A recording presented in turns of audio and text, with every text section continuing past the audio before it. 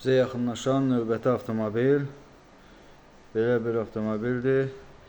Yiyəsinin dediyinə görə bu S-Class Mercedesdir. Harasa bilinməyən bir servisə polirovkaya aparıb və polirovkadan sonra maşın bu hala düşüb.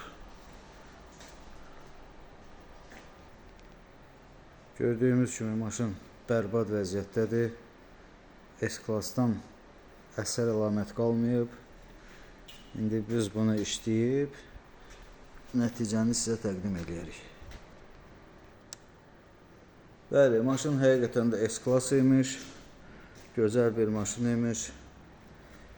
Düzgün yerdə işləyəndən sonra maşın yenə də öz əvvəlki vəziyyətinə qayıtdı, gördüyünüz kimi. Məşəli bilinməyən polirovka yerlərinə maşınınıza etibar eləməyin.